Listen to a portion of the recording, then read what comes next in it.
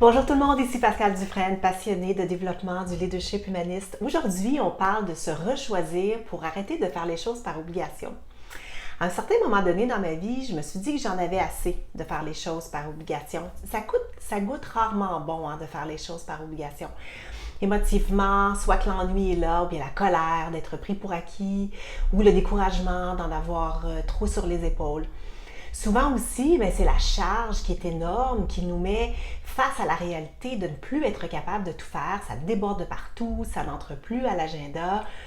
Peu importe de quel côté on regarde la situation, c'est trop. Et là, c'est le corps qui parle, la fatigue, l'épuisement, le manque de vitalité. Mais le mental, lui, il nous pousse à vouloir faire, accomplir, car il y a une histoire qui se crée dans notre tête, qui se construit. Si je ne fais pas ceci ou cela, il va arriver ceci ou cela. Telle personne va être déçue, c'est mon job, c'est ma responsabilité, je vais être mal perçue. Et donc, même si j'en ai pas envie, même si ça n'entre pas à l'agenda, je me dis, cette fois-ci, là, j'ai pas le choix, je suis obligée.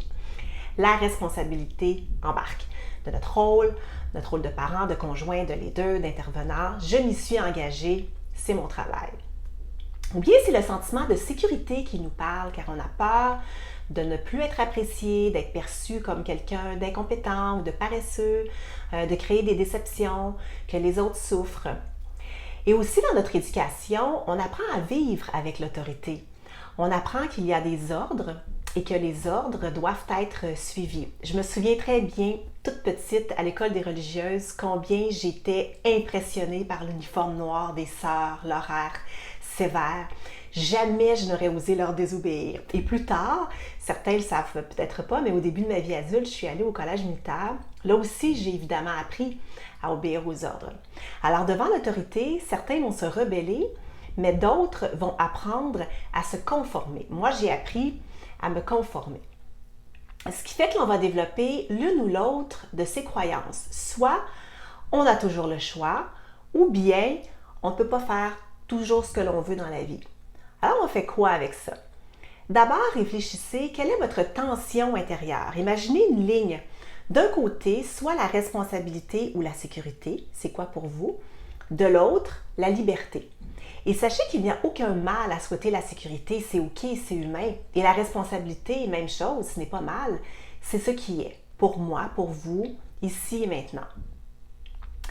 Et là, vous vous retrouverez face à un choix, sécurité, responsabilité ou bien liberté. Tout choix comporte des renoncements. Ce n'est pas vrai que l'on peut faire tout ce que l'on veut sans conséquence. Si je choisis la liberté, il y aura une conséquence. Peut-être, oui, quelqu'un sera déçu, sentira que vous l'avez laissé tomber ou pensera que vous êtes comme ceci ou comme cela, pas assez bon, pas assez fort, pas assez compétent. Il y a un risque à choisir la liberté. Suis-je prête à assumer ce risque? Deuxièmement, je rechoisis avec conscience et intention. Au début de l'année 2020, avant le confinement, j'étais complètement ensevelie sous le travail. Il n'y avait plus rien qui entrait dans mon horaire. Et je me suis donné une intention pour l'année que je porte encore aujourd'hui, c'est simplicité. Donc, à partir de cette intention, je rechoisis. C'est important pour moi de dire oui à cette nouvelle demande qui m'arrive. Je suis consciente que c'est mon besoin d'être responsable et en sécurité qui est là. Et j'ai envie de dire oui. Pas parce qu'on me l'exige, pas parce que mon boss me le demande, pas parce qu'il faut ou que je dois, parce que c'est important pour moi. Et maintenant, comment est-ce que je pourrais choisir de dire oui à cette nouvelle demande avec simplicité? Et de cette place-là, il y a peut-être des nouveaux possibles qui vont émerger dans le comment je pourrais répondre à cette demande avec simplicité. Pour vous, ça pourrait être avec plaisir ou avec un minimum d'énergie. Alors, rechoisir pour se choisir. À bientôt tout le monde!